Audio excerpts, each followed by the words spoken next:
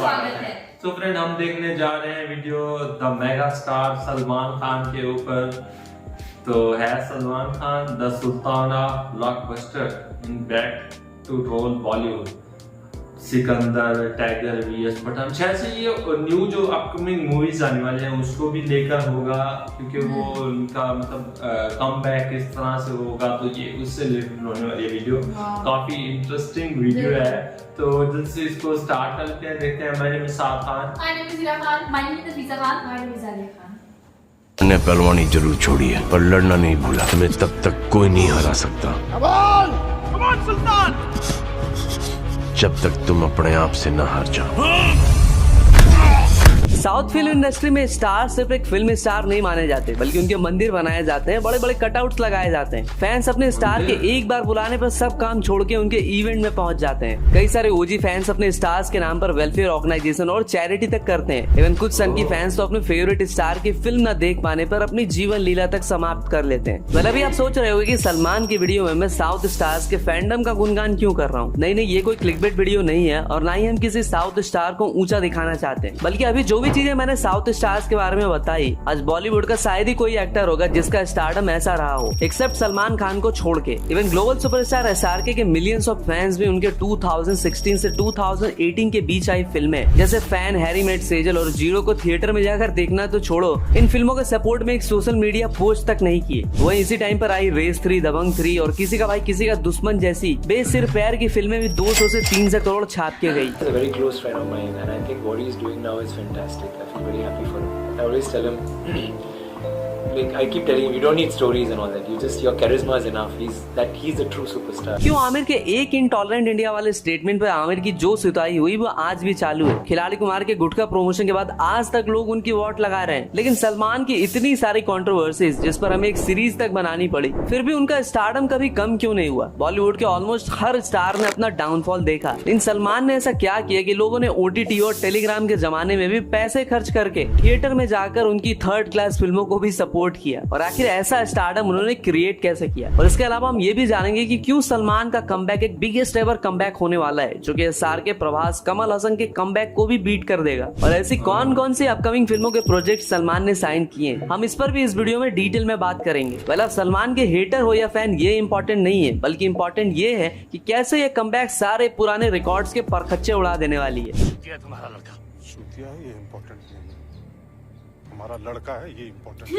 Film industry में अपने बाबूजी सलीम सलमान की तरह राइटर या फिर डायरेक्टर बनने का ख्वाब लेकर आए अब्दुल राशिद सलीम सलमान खान। मतलब इस बंदे ने कभी नहीं सोचा था कि वो एक दिन इंडिया का इतना बड़ा स्टार होगा जिसके 16 फिल्में 100 करोड़ क्लब में शामिल होगी। वो 3 ऑल टाइम ब्लॉकबस्टर के साथ 9 टाइम ब्लॉकबस्टर फिल्में देगा। उसका स्टारडम और रॉब ऐसा कि 68 फिल्म फेयर में जाकर उसी के मंच पर उसी के जजेस के सामने ये कहना कि फिल्म फेयर जैसा इतना बड़ा अवार्ड तो हम अपने घर के गेट स्टॉपर के लिए यूज करते थे। Never been interested in these awards because I've seen so many of them at home, and then my dad had no work, and कभी कोई वो जो तो क्या होता था उसका, वो दरवाजे का ऊपर का वो जो खराब हो जाता था तो उसको स्टॉपर के लिए यूज़ करते थे हम। और फिर जब घर में जगह नहीं थी तब फिर वो दे देते थे वो। तो ये है मेरी लाइफ की।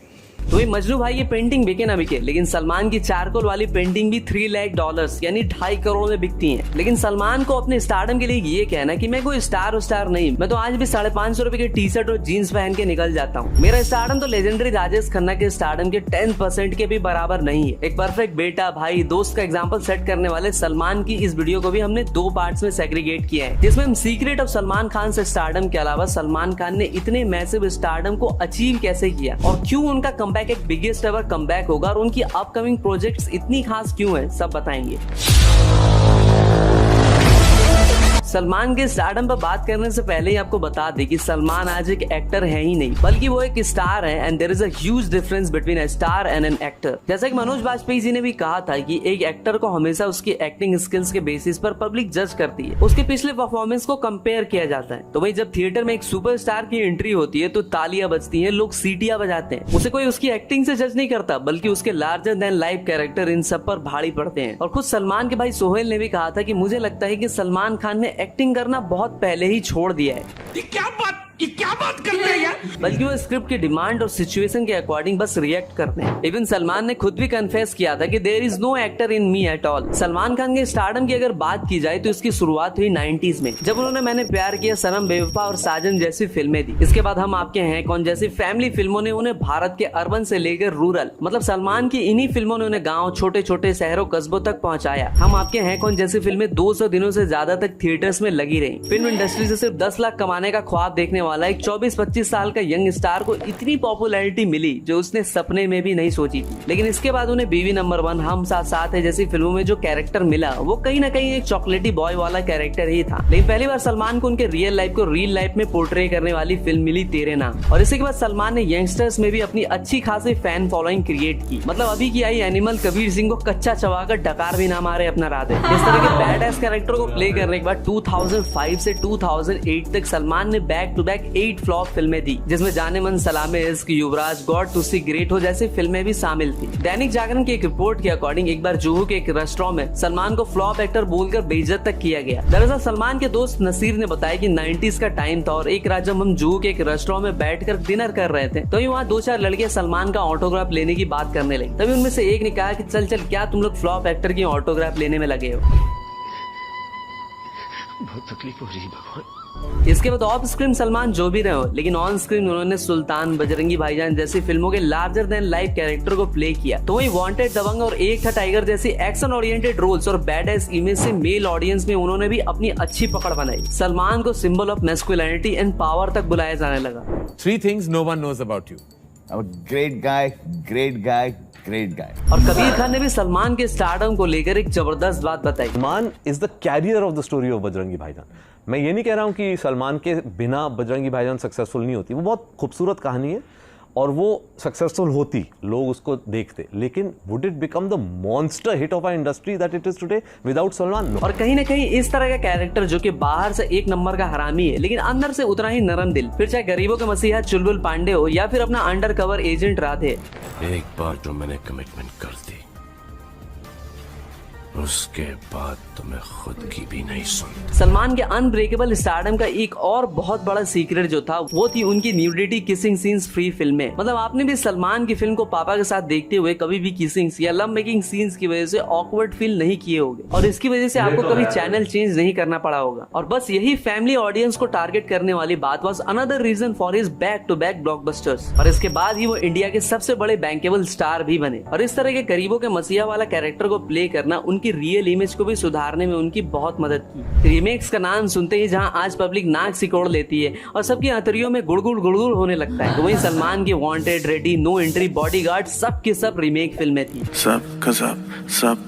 जिस तरह की ब्लॉकबस्टर फिल्में देने के बाद सलमान को लगने लगा कि हमको ना बाहर से डायरेक्टर चाहिए, ना हमको एक्टर चाहिए, ना राइटर सिंगर चाहिए, बस अब हमको अपना सलमान खान यूनिवर्स बनाना है। और सलमान खान मनरेगा योजना के तहत उन्होंने काफी लोगों को रोजगार देने की भी कोशिश की और अपने भाई बंधु चेला चपाटी लोगों को लेकर सलमान ने रेस 3, लव रात्रि, दबंग 3, अंतिम राधे और किसी का भाई किसी के दुश्मन जैसी फिल्में बनानी स्टार्ट कर दी। उनकी फिल्मों को सपोर्ट करने के चक्कर में उनके फैंस ने थिएटर्स में खून के आंसू और बेइज्जती की घूंट पीकर भी उनकी फिल्मों को सपोर्ट किया। जान दे देंगे इसके लिए, क्या बात कर रहे हो आप? लेकिन इसके बाद भी सलमान लोगों की नजरों में बने रहे और जिसका सबसे बड़ा कारण था बिग बॉस जैसे शो को होस्ट करते रहना। 2023 की बहती गंगा में जहाँ एसआरके जैसे स्टार ने 1000 करोड़ वाली फिल्में दी तो सलमान के ऊपर भी प्रेशर बना, लेकिन उनकी टाइगर 3 और केकेबीजे जैसी फिल्में कुछ खास परफॉर्म नहीं कर पाई, जिसका सबसे बड़ा कारण था कमजोर स्टोरी और डायरेक्टर। जो काम ये डायरेक्टर 3 घंटे की फिल्म में नहीं करवा पाए, सिद्धार्थ आनंद ने 10 मिनट के पठान के कैमियो में वो कर दिखाया जो शायद सलमान ने भी नहीं सोचा था। मतलब सलमान की एंट्री में पब्लिक ने एक दूसरे का कुर्ता फाड़ दी और सीटियां तालियां तो पूछो मत।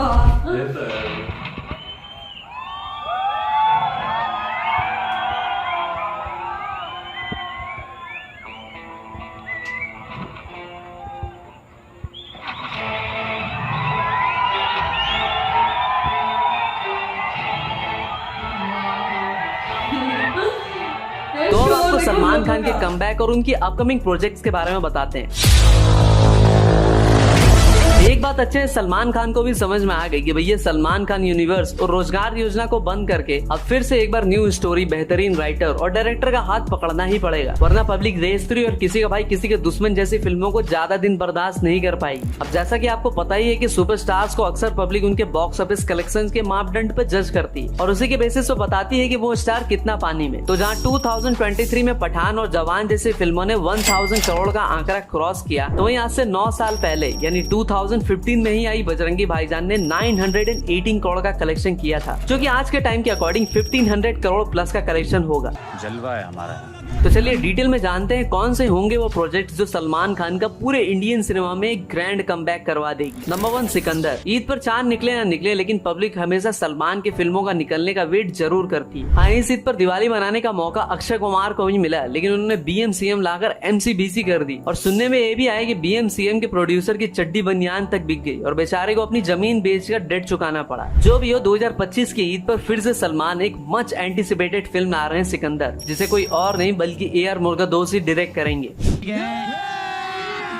अभी मजा आएगा ना भिड़ो।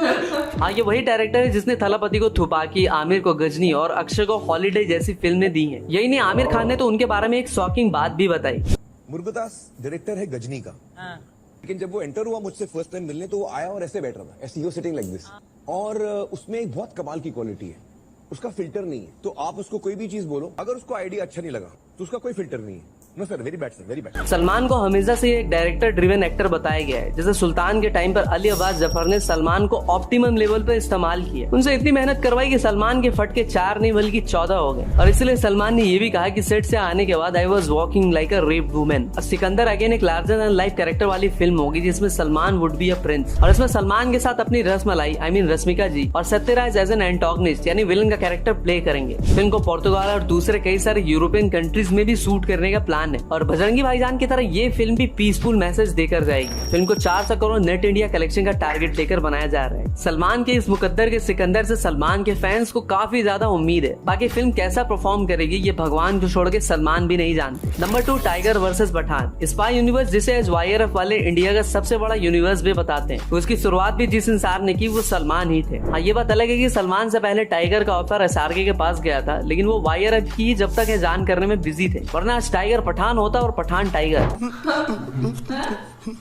एनीवेज, पठान के बाद एक बार फिर से टाइगर और पठान सिड आनंद के कहने पर एक दूसरे के दोस्त नहीं बल्कि एक दूसरे के खून के प्यासे होंगे और ये फिल्म अपने को 2026 या इवन 2027 तक देखने को मिलेगी। लेकिन इससे पहले अपने को वॉर 2 और पठान जैसी फिल्में देखने को मिल जाएगी, क्योंकि पठान 2 ही टाइगर वर्सेस पठान की कहानी की नींव भी रखेगी। वैसे स्पाई यूनिवर्स के सितारे ऑलरेडी काफी जगमगा रहे हैं। अगर स्टोरी को सही तरीके से प्रेजेंट और कनेक्ट किया गया तो स्पाई यूनिवर्स की तीनों ही फिल्में फाड़ देगी। लेकिन अपना टाइगर अपने स्वैग वालों पंजों से ऑडियंस के दिलों का शिकार कर पाएगा या नहीं, ये तो वक्त ही बताएगा। Number 3, Salman and Atlee's film. Shahrukh की किस्मत चमकाने के बाद एटली नाम का कुआं इस बार खुद से चलकर पैसे के पास आया है। सलमान की इस फिल्म को सन पिक्चर्स वाले प्रोड्यूस करेंगे और इंडिया टुडे की रिपोर्ट के अकॉर्डिंग एटली की केटली से उड़ती उड़ती खबर आई है कि फिल्म में थलाइवा स्टार रजनीकांत को भी कास्ट किया जाएगा। अगर ऐसा होता है तो box office will be shattered by the new record. और रजनी सर भी सलमान के साथ काम करने को लेकर हमेशा से ही एक्साइटेड दिखे हैं। इवन रोबोट 2.0 के प्रमोशन के टाइम भी उन्होंने ये बात कही थी।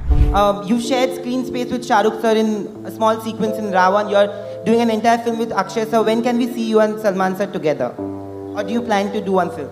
Even tomorrow, if Salman says yes, I am ready.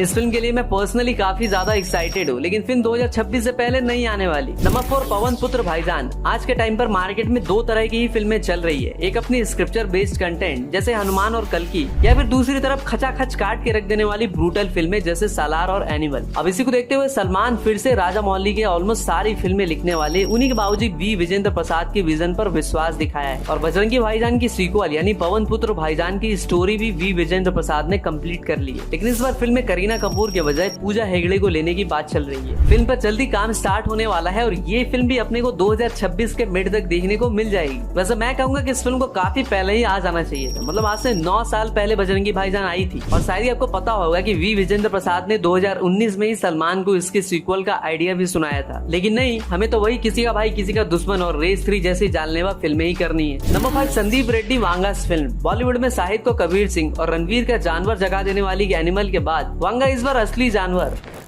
मैं आ जाऊं क्या?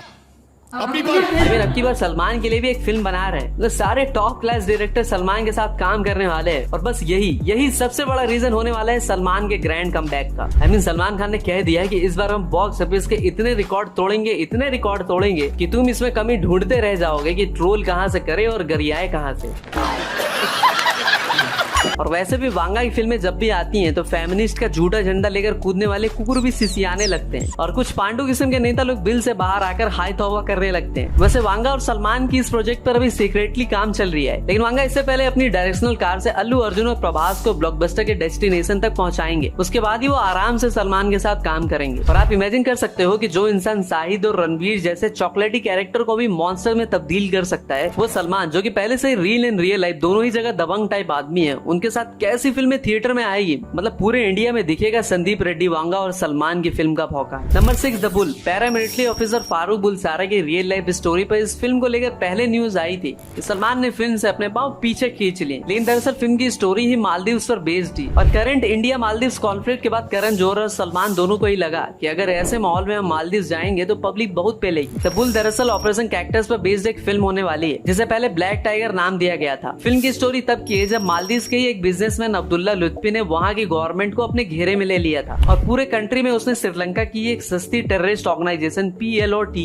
यानी पब्लिक लिबरेशन ऑफ तमिल इल्म को अपने देश में घुसने का मौका दिया था। इस्लामों से लैस इन लोगों ने वहां के एयरपोर्ट से लेकर गवर्नमेंट बिल्डिंग्स, कम्युनिकेशन सेक्टर सबको अपने कब्जे में ले लिया था। मालदीव गवर्नमेंट उस टाइम पर चीख कर सबसे मदद मांगती रही, लेकिन पाकिस्तान, श्रीलंका जैसी नेबर कंट्रीज भी उनकी मदद के लिए नहीं आई और तब जाकर इंडियन मिलिट्री ने उनकी मदद की। फिल्म का प्लॉट काफी धांसू है, इसे शेरशाह वाले डायरेक्टर विष्णुवर्धन डायरेक्ट करेंगे। जो भी हो, ये फिल्म भी एक सलमान की बहुत बड़ी हिट फिल्म हो सकती है। फिल्म को आते आते 2026 या 27 तक लग सकता है। नंबर 7 दबंग 4। अगर दबंग 1 और दबंग 2 अंकित बयानपुरिया और नीरज चोपड़ा थे तो दबंग 3 दीपक कलाल। अगर दबंग 1 अल्लू अर्जुन और प्रभास थे तो दबंग 3 अर्जुन कपूर। मतलब ऑडियंस के एक्सपेक्टेशन पर पानी फेर दिया था इन फिल्मों ने। लेकिन जब सलमान से दबंग 4 के अपडेट के बारे में पूछा गया तो उन्होंने ये कहा, बट दबंग के बारे में अगर कुछ अपडेट दे सके, क्योंकि आई नो इनसे भी मैंने बात की, बट अगर आप कुछ बता सकेंगे। और चल जैसे दोनों भाई एक स्क्रिप्ट पे लॉक हो जाएंगे ऐसे इनको कुछ और बनानी है, हमें कुछ और बनानी है, तो एक दिन जैसे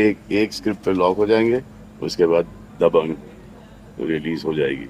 जो भी हो, इतने अच्छे फ्रेंचाइज को अगर इन्होंने ढंग से दिखाया तो फिल्म को पब्लिक का पूरा सपोर्ट मिलेगा। तो अपडेट यही है कि सलमान की इस फिल्म की शूटिंग 2025 की मिड में स्टार्ट होगी। तो भाई ये थी सलमान की वो फिल्म है जिसके बारे में मार्केट में अपडेट है। इसके अलावा और भी कई सारी फिल्मों बात चल रही है, जैसे कबीर खान की बब्बर से, लेकिन कोई भी ऑफिशियल अनाउंसमेंट अब तक नहीं हुई है। अब तक तो आपको समझ में आ ही गया होगा कि क्यों सलमान बॉक्स ऑफिस के ऐसे पहलवान बनने जा रहे हैं जिसके दंगल में जो भी उतरेगा वो सूद दिया जाएगा। तो भाई ऐसी ही एंटरटेनिंग एंड जेन्युइन वीडियोस के लिए लाइक ठोकर लेडर भाई को सब्सक्राइब कर लो यार। तो मिलते हैं तुमसे एक और अमेजिंग वीडियो के साथ, तब तक के लिए हर हर महादेव। इसमें जिस तरह से बताया गया कि सलमान भाईजान का किस तरह से कमबैक है और वो किस तरह से ग्रैंड होगा यार, सच में इतनी मूवीज का बताएगा, वो जो थोड़ी थोड़ी स्टोरी बताएगी कि इस तरह से, तो सच में लग रहा है कि भाईजान बिल्कुल छाने वाले हैं। ऐसा ही है, उनकी ऑलरेडी इतना फेमस मूवीज है, उनका पहले इतना नाम है, मतलब हर कोई जानता है। और दूसरी एक और बात भी की थी ना इन्होंने कि मतलब जो मूवीज वगैरह में दबंग वाला रोल होता है वो उनका तो रियल लाइफ में भी वही एटीट्यूड है, तो मूवी पे कैसे वो जैसे अब उनको इस तरह की कोई मूवीज मिलने वाली है ना जो ज्यादातर ठिशकू वाली है, जैसे हमने एनिमल देखी, तो वो बिल्कुल छा जाने वाली है। और एक चीज बड़ी मैटर करती है, जब ये रिलीज हुई थी ना पठान, तो इसमें जो सर का एक थोड़ी सी इंटरव्यू हुई ना, उसी ने कमाल वो कर दिया। सबसे ज्यादा लोग उसी को ही पसंद कर रहे थे देखने के लिए, इसकी वजह से पठान देखा। लेकिन जो टाइगर 3 आई उसकी जिस तरह से देखा जाए स्टोरी, सर की एक्टिंग तो कमाल की है। सर बिल्कुल इतनी अच्छी परफॉर्मेंस करते हैं कि उसकी स्टोरी जिस तरह से हमने भी नहीं देखी वैसे वो, लेकिन जिस तरह से सुनने को मिला कि उसकी स्टोरी जो है ना वो इतनी अच्छी नहीं थी, स्ट्रॉन्ग नहीं थी, तो इसी वजह से इतना वो नहीं कर पाई, मतलब हिट नहीं हो पाई। तो ये रीजन है, वरना भाईजान को अपना मतलब बजट पूरा आगे जिस तरह से कहते हैं ना लोग कितनी सपोर्ट करते हो, कह रहे कि चाहे जो हो ना, तो कहते हैं मर जाएंगे लेकिन जाके थिएटर पे देखेंगे, क्योंकि भाईजान की मूवी रिलीज हुई है तो क्यों ना देखें।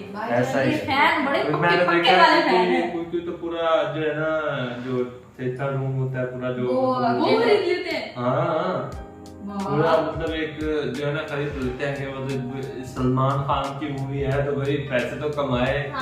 जिस तरह से मतलब इतना प्यार करते हैं लोग, बहुत बड़ी फैन फॉलोइंग है। और कमबैक की बात की जाए, जब भी भाईजान का कमबैक हुआ ना तो सबसे बड़ा कमबैक होगा। और मुझे मतलब लगता है कि शायद जो दंगल जो मूवी है उसके नहीं, दंगल की बात कर रहा हूँ, आमिर खान की जो नंबर 1 पे है ना। हाँ, दंगल बड़ी हुई थी। नंबर 1 पे अर्निंग करने वाली मूवी का शायद से अगर कोई रिकॉर्ड तोड़ सकता है तो सलमान भाईजान है। मुझे ऐसा लगता है, तब से फीलिंग आ रही है। इनको बस एक डायरेक्टर अच्छा चाहिए और मूवी की डायरेक्शन, क्योंकि आप देखें ना एनिमल जैसी मूवीज मतलब देखिए कितना अर्न कर गई। ऊपर से आप देखें इसी टाइम में चलती पठान, जवान, शाहरुख खान की मूवी, तो इस वजह से सलमान भाईजान के फैन है वो बहुत एक्टिव हो गया। तो उन्होंने कहा कि अपने जो है ना सलमान भाईजान को भी हमने एक फुल ऑल टाइम एक और ब्लॉकबस्टर मूवी देनी है जो सबके इनके रिकॉर्ड तोड़ के रख दे। तो इस स्टारडम के चक्कर में अगर कोई मतलब मूवी ऐसी आ गई होते हैं जो मतलब जिसकी स्टोरी सबकी फर्स्ट क्लास हुई, तो यकीनी तौर पर सलमान भाईजान ऐसा कमबैक करेंगे, मुझे लगता है धज्जियां उड़ा देंगे पूरे मतलब इंडस्ट्री की। तो काफ़ी अच्छा लगा यार ये वीडियो जान के, और इसके बारे में जो है ना हमें मतलब इतनी न्यू मूवीज़ के बारे में पता चला कौन सी न्यू मूवीज़ आने वाली है सलमान खान की, तो काफ़ी अच्छा लगा। तो उम्मीद है आपको भी अच्छा लगा होगा हमारे साथ ये वीडियो देखकर। सलमान भाईजान के फैन हैं तो वीडियो को लाइक कर दें और इस वीडियो को शेयर करें अपने दोस्तों के साथ, और जो जिनका पता हो जो सलमान खान की वीडियो देखना पसंद करते हैं तो उनके साथ शेयर करें। मिलते हैं नेक्स्ट अच्छे से वीडियो के साथ, तब तक अपना बहुत सारा ख्याल रखें।